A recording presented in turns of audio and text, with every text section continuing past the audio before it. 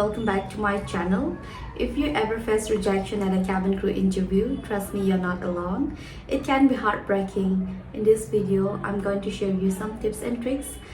Interview chatting among the mistakes mayamdo, common mistake mayamdo is here to rock.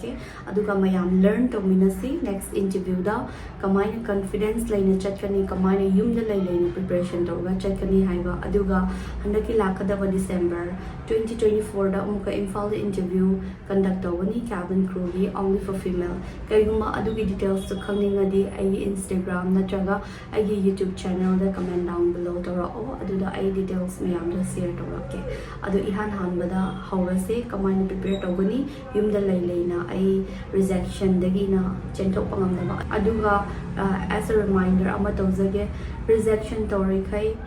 khallo ko nangi dream tori ba cabin crew air hostess flight attendant nang dream tori budo closer oi haina khallo rejection se apabarom da khallo aduga HR khang the recruiters mayam na nang the reject tor ko matam da nang nasana tum da question mayam hangam ni ko kay ginwa ai da reject tor is kay wat pa lege aduga kay maram dino moy na ai da pam ri se ai na cabin crew gi interview se hanjan na interview chatle but still I select on the kay gino have a question doubts mayam hangin ni ba mayam layram ni nasana tumda aduga hangpham laitaba family relative friends mayam cabin crew background laitaba ko aduga hangpham laitaba mayam gi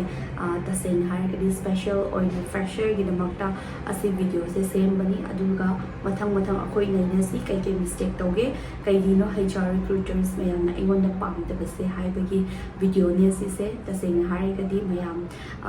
khangba khangdaba nati mayam asi video da naina si ihan hanbada nasana tomna khalam ni ba ko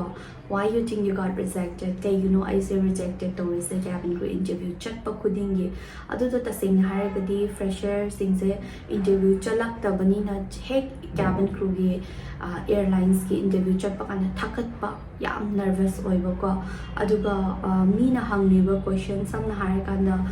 nangi ming hangra pa kana nang na nervous chat man bagi seran tora na ai ki ba ko nangi leifam khang de adu mayam na seran tora na ai ki ba adu mayam di silly mistake mayam se adu face tawak ta banate ko fresher on interview chat pa matam da believe me loy mak fresher on chat pa matam da loy mak se perfect oi de adu silly mistake mayam da kaman overcome ta guni haiba mayam do mathang adum leina se hana kay aingon the rejection do is moi na ko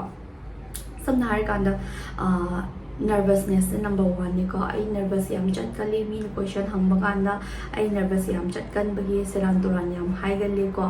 adu the lack of confidence ne ba ko adu khakta natana lack of preparation yum the preparation pasana tawda ba aduga airlines ki grooming standard criteria follow tawda ba aduga recruiters na pamisi kainu haiba khangda ba ko recruiters mayam na yengi base nangi grooming standard yengani aduga nangi body language yengani kamai na nang nasana to represent the way ni gi mamang da haibase yam important oye airlines amagi cabin crew gi selection da matamda kaiguma select away khanma matamda HR recruiters mayam na flight coding gida moina chatagadi yengaroi kaiguma select okradi because you will be the face of airlines ko nang face of airlines orani nang se airlines ki mi amo oin represent dawani aduna moina yengi base kaino haiba khangpham tho eva adu number 1 moina yengi se kaino haiba kana nangi confidence ni ko aduga nangi communication skills aduga nang kamay customer or passenger ga kamay nang interaction do gi haiba mayam do airlines mayam ta sa ina adu mayam do kup na yeng bani aduga nervousness di definitely nang cabin crew changi haiga di aduda nervousness yam ne ga di aduda walk on to ngai matho yam tai ko yam ikai gan ba yum di mapan thok ta ba aduga yum na guest la kanda as ai ikai ga li haina corner the lot pa adu mayam du ya ke ko cabin crew ge career da choose to ro ga adu mayam du yum ni hawa ba ko yum ni practice to wa adu hari nang nervousness mayam do nang weakness ne ba adu do nang overcome to ga kamai to ni yum de lai na practice to ya ba ko adu simple oi ba macha de du yum de lai ga practice to ya ba ko adu khakta natana nang grooming standard se kai no yam na important oi sa ga cabin crew mina hek engana cabin crew the recruiters HR mayam ka yengi hai ban hek engana o simpi se line ko akoi gi airlines select ogana mi because every day you are going to fly with different passenger ko nang ni ti different passenger flight ogani business class ke passenger legani aduga first class passenger economy passenger adu mayamna nang face tawak to ni first impression is last impression aduna nang grooming standard or nang body language aduga nang impress tawa haitab ne ba because economy passenger first class business passenger aduga first class business passenger mayam se akoi treat taw se kitang khetnai ba aduna nasana to na grooming to na has grooming is not all about makeup khakta na te grooming hai se ko nang communication and body language all included oil grooming aduna anamba airlines ki mi mayam se grooming da yamna focus away cabin crew oirasu training matamda as a fresher oiba matamda training matamda grooming gi matang se yam naina ne ba aduna grooming se yam important oil adu khakta natana airlines ki maramda research to batare ko hojik samna har kanda hojik airlines se kai dawri aduga kai latest update leye ko adu mayam gi current question hangak pa yai aduga common question aina anamba YouTube channel this is share tawkibani aduga Instagram da DM to ko mayam gi tamak so aina question mayam da share tawkibani adugi common questions mayam naina ni lai mathau yam tai ba ko aduga recruiters na hangi bu question mayam do kai hino nang cabin crew oining se hai ba kana yamna genuine oina yamna pam na answer se khummo ba ko aduga nang yum digi by heart tawga la aga khumbaga yamna pam na khumbaga adugi ani gi yamna difference labor ko aduna yamna kai hai ni nangi genuine the so to wa moi de ko nang yam pamjaba airlines oye aduga nang yam pamjaba company oye adugi ne ai cabin ko oini ni se high bagi mong de ko yamna nang pamjabi mong de yamna utloi ba moi de ko adu adi definitely nang se serious candidate ne hai na khandoi ne ba moi na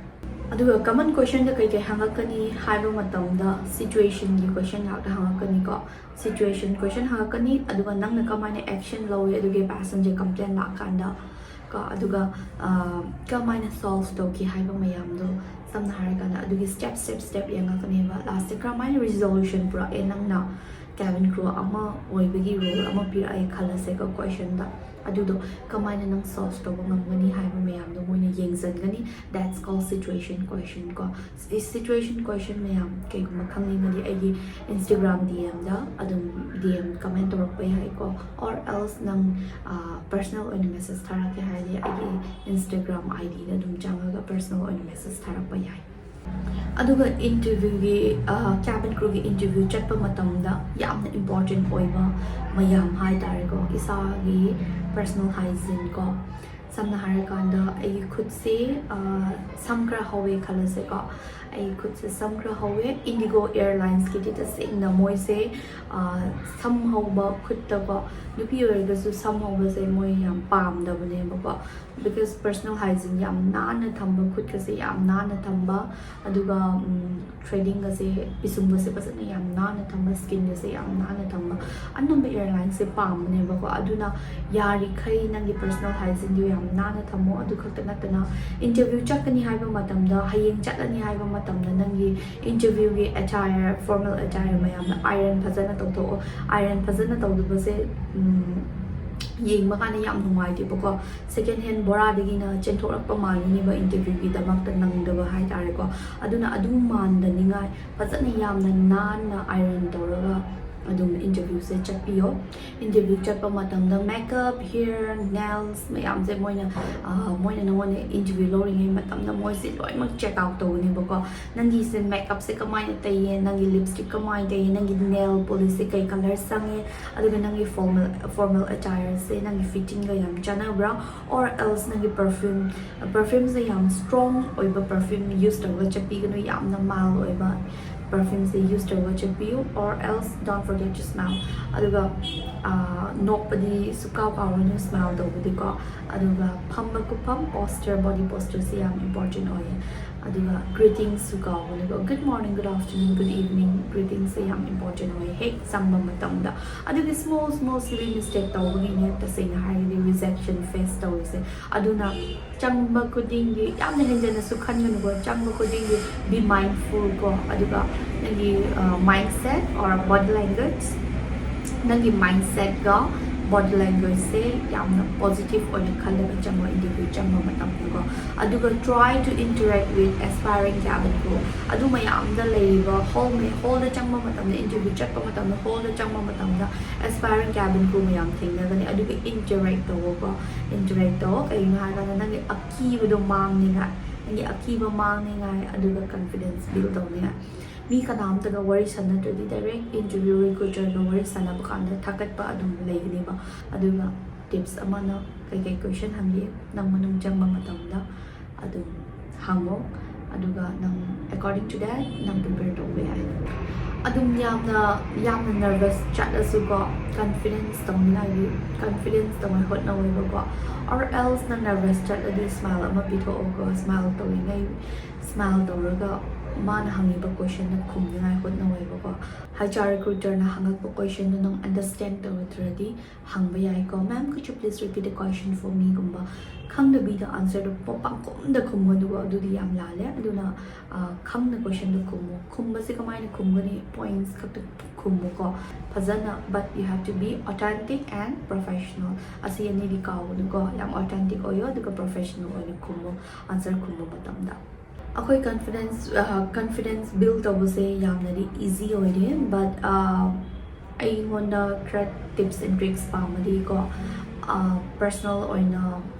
confidence se kamani build up ni as a fresher cabin crew interview chat pa matamna confidence se kamani build up ni ha kana mock interview se kaino ha kana samna har kana random question naman bi da hanghalloi ba aduga you have to be serious ko yamna no kan ba naman bi yamna karem ka thaina ba naman bi gadi asi mock interview se tawunu big no kitang seriousness yawa naman bi aduga nangi soiba mayam point out tawa naman bi aduga nangi soiba mayam point out tawa kanda nang saw ya ba because nang award pa do mo na high ni ba ko definitely HR recruiters mayam so adu uba phangani ba ko aduna yari kay yumna mock interview tawo naman bi na traga suno gi family members ko question piyo nang namomon ko hanghallo aduga kay man nasai body language to nasana uning na di nang site ta nang camera da video recording tawo kamay na ay kumge mana si question throw to pa kanda ay kamay na kumge ay khutpam se kamay khame ay facial reaction se kamay na handle tawo mana question hangak pa matamda aduga ay body language se kamay tawi yam nervous taw na ubra traga ay se wangang makana yam confidence lay na ubra har pa na sana tong video recording tawga answer se khumni ngai hot na adu na sana tong ni yengo revision taw recall taw ay asi matang da yam phazadi kamai na ay isai tong sendok pani aduga namanabi nang family member later ganin sana to mirror li yenga asoi ba mayam do video li yenga sana to nag video do yenga asoi ba mayam do adu sendo pa yai ko yenga adu su tips and tricks amani confidence build ni na yamna improve oy mini video isai to namraga isai to the yenga se yamna improve oy mini nang confidence build on ni na du khangdaba amana rejections mayam se thingnarak tabana tiko thingnarakani kai gunan cabin crew oiba matamna namanabi cabin crew oirapa matamna namanbi da hangoi pa nang colleagues ta nang duty tamina mada al kai gumba cabin crew select to kana success oikrani